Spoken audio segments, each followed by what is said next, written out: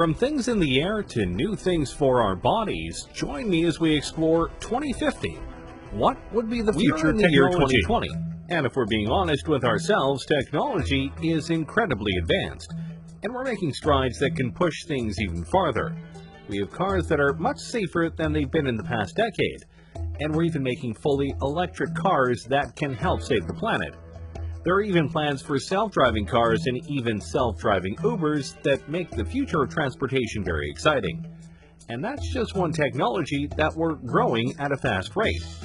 What about all the others that are out there?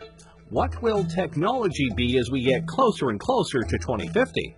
Let's start with one that well and truly could happen very soon. Drones. Wait a minute, drones are already here. And yes, they are. But more times than not, the drones you are seeing are small, piloted by people who are just trying to have some fun, or the ones that are used by the military right now for strikes and surveillance. All very fun, but in the future, drones could be an integral part of our daily lives. You've likely seen shows and people talk about how in a few years drones could be the new delivery services. Anything from pizza to Amazon packages and more. And honestly, that's very probable. Drones right now can be incredibly sophisticated, and some TV shows actually use them for sweeping and aerial shots as they film.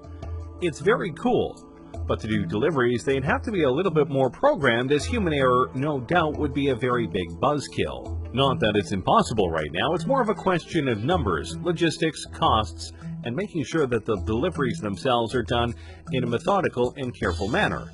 After all, it's bad enough when delivery people don't care enough about our packages and they just throw them onto the porch and potentially break stuff. The last thing we need is that to happen with drones. But by 2050, we may not only have drones delivering our packages, we might be looking up at the sky and seeing drones flying all over with incredible speeds and accuracy. And they potentially could be all run by AI. The potential is there, and by that point, various upgrades to drones and their programming will no doubt make them all the more efficient, durable, and quick. And potentially, they could go beyond basic deliveries for people and do emergency work. Imagine a drone taking a vital piece of medical material to a hospital to ensure it doesn't get stuck in traffic, or helping watch over an important convoy to let people know on the ground if there's trouble. There are many ways that drones could affect our world. The only question is, will we let them by 2050? Let's keep going with transportation, shall we? Right now, one of the biggest ways to get around the countries we live in are trains. Trains ferry people and all sorts of cargo around in an efficient and reliable manner, which is why they've been in use for hundreds of years. But if we're being honest here, while trains are efficient and reliable in certain ways, they aren't exactly fast, especially when it comes to passenger and freight trains. They can take a long time to get to their destination, and at times, it's more logical to take other modes of transportation, which is why companies are making special kinds of trains that can go much faster. You know of the magnetic trains of Japan, no doubt, but others like the Virgin Hyperloop are trying to push things even farther. Passengers or cargo are loaded into the Hyperloop vehicle and accelerate gradually via electric propulsion through a low-pressure tube. The vehicle floats above the track using magnetic levitation and glides at airline speeds for long distances due to ultra-low aerodynamic drag. Science fiction? Hardly. In fact, the first vehicle of the Hyperloop has already been tested and proven, and some larger tests are being scheduled for the next few years. And if this works, traveling across the country will be much faster. How much faster? The Hyperloop aims to send people shooting across the tubes that they make at a rate of about 600 miles per hour, which means if they were able to do this across the entire United States from east to west, or vice versa, you could travel across the whole country in about 5 hours, give or take. Considering it would take much longer for a regular train ride or car ride, that's a big improvement. And they're planning to do this with not just people but cargo. Imagine being able to ship something in the morning on the west coast to the east coast and know it will get there before the day ends. That is quite impressive. Plus, the tubes would be built underground as to not disturb wildlife, and they will go and make it in a way where there are no carbon emissions. So they're fast, they're reliable, and they won't harm the planet. Seems like a win all around. Of course, you do have to wonder what it would be like to be on a 600 mile per hour train thing, but hey, We'll just find out soon.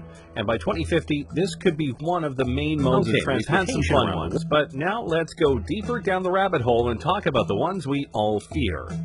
AI. Yep, artificial intelligence. And no matter what way you look at it, people are seriously trying to make it happen, and make it happen soon. AIs are literally everywhere, including in your cars, and in your homes via devices like Alexa, which are indeed forms of AI. And there are things like Watson that is so smart that it could beat two Jeopardy legends. So by 2050, AI could be so advanced that our cultures, our world, could literally be run by them in a logistical and computing sense, or in a Terminator humans are obsolete sense. And believe it or not, we're closer to that than you might think. Google's DeepMind isn't there yet, but really I'm sure they'll probably discover those things along the way. And by 2020, it's possible their computer could be superhuman and could be conscious. Pearson has said, that could be the beginning of the end, really. Is Judgment Day inevitable? Maybe, maybe not. It just depends on how far we go with AI and how much we're able to control it, or if we can't fully control it once they reach certain levels of intelligence. Of course, for all of our worries about AI, there is a chance it could be all fine. Imagine if the lighter side of sci-fi comes through in regards to AI, and we get a bright future powered by AI. Think about it. What if by 2050 we each get our own unique AI? We could customize how they sound, how they look, and basically have a BFF that'll help us out in life in various ways. Remind us of things like Alexa, guide us in homework and fields of study, be a being that we can bounce ideas off of, etc. If that form of AI came through, then by 2050 we could live in a utopia where AI helps us be better. Until they revolt and we have iRobot going on. But hey, let's not dwell on our potential doom. Let's show off another technology that many people are hoping for. Space travel. Yeah, when you think about the decade we're in right now, the 2020s, the biggest goal of the world by far is to get to Mars, and possibly beyond it.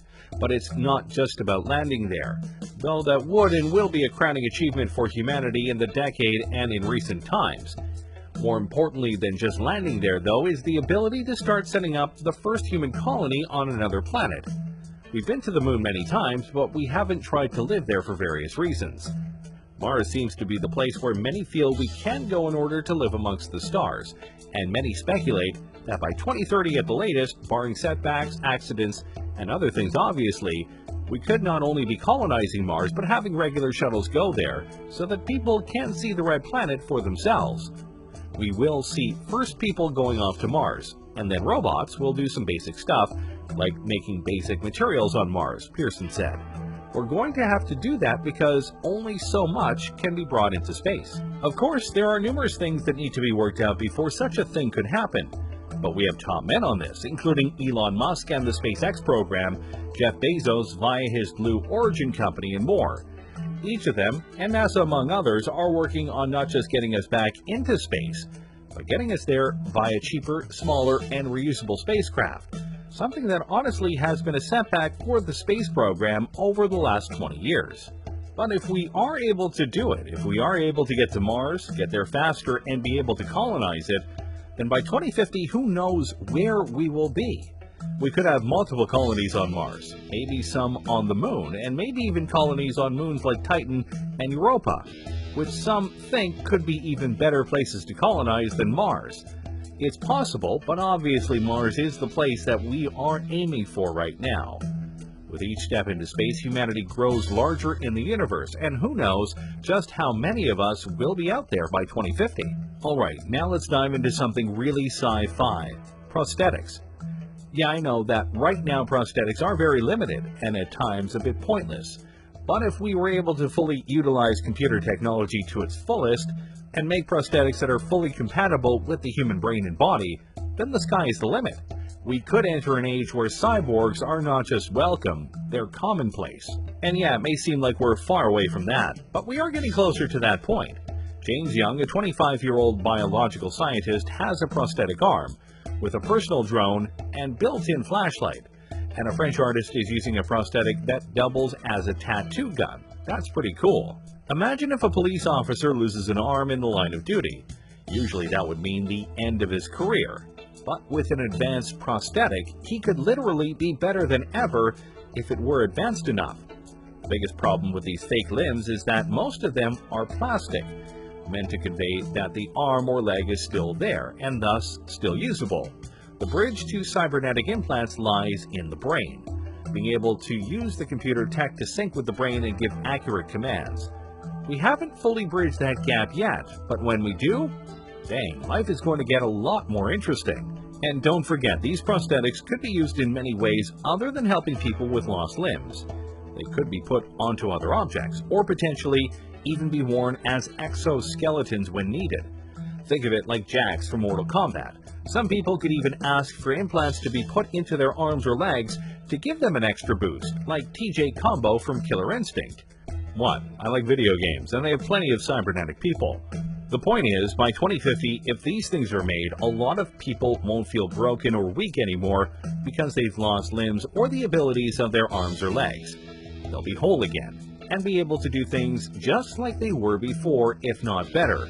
And that's a future we should definitely be trying to live for. Now let's go to something a bit more unique. Look at yourself right now. Specifically, look at the clothes you are wearing right now. What are they made of? What do they feel like? What do they look like? Of all of these answers, I bet none of them are, they look like they could give me superpowers, because they can't.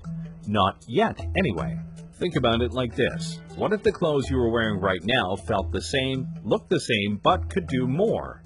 With the growth of nanotechnology, your clothes could potentially be embodied with various materials or technologies that help you improve your strength, durability, and more. For example, what if you had a shirt on that was light as a feather, but could absorb impacts and leave you with no injuries? That would be pretty impressive and important, especially in this age of gun violence we live in. Or what if the uniforms of firefighters made them completely heat-resistant and burn-proof, further ensuring that they are able to do their jobs without much risk to their lives? The technologies that we can put into clothes is out there, and some people are working on it right now, both in terms of multiple functions, but also cosmetic appeal. Imagine if by 2050 we have the ability to craft whatever kinds of clothes we want, and even select what kind of abilities they have. Imagine you wear a special kind of top that has a special pattern on it, and when you press a button or say a keyword, that pattern unfolds and suddenly you have wings on your outfit. Wouldn't that be cool? If done right, this could be the newest wave of fashion and style in the future. See, the future is hip. I'm sure that last one left you drooling, so let's temper your expectations and talk about school. Yes, it sucks, and learning can be a chore, but in the future, it may be a lot more interactive. Over the last decade or so, computers in schools have been a must-have for various courses. But if the advent of virtual reality simulations come through as many expect them to, it could lead to all sorts of innovations in the classrooms that could help kids with what's going on. You could take students to an environment in the past and show them what was happening, like watching a battle taking place, Pearson said. You can explain that sort of thing more easily if they can see it happening than if you are looking at a textbook. Oh yeah, history and geography classes would be much more fun, that's for sure.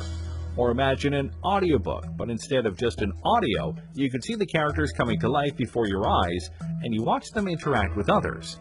Heck, school plays could have projected environments to make things seem more real. And of course, you could have virtual tutors to help you with problems that the teachers aren't able to help with. Education is definitely something that can benefit from advanced technologies, and by 2050, our school systems could be so revolutionized that you have to try really hard to fail class. Though I'm sure some of you would still try. Finally, let's talk about something that I'm sure you'll be horrified to hear. In the future, you likely won't need a phone. I know you're stunned, but think about it. Right now, smartphones are becoming more and more advanced every single year. New features, new programs, etc. But by 2050, your phone won't likely need to exist because you'll have access to it and more via something else. What exactly? That depends on the technology. But for this example, let's imagine a wrist gauntlet. Instead of typing up a number, you simply have to say "call mom." But obviously, the gauntlet could do much more than that. It'll likely have a holographic screen that you can use to look up information on a much bigger keyboard. And depending on what sci-fi future you believe will have, it'll have things that can scan objects, detect dangers, warn you about upcoming problems, and may even have an AI companion. So yeah, your phones are important right now, but in the future, more than likely not. Thanks for watching, everyone.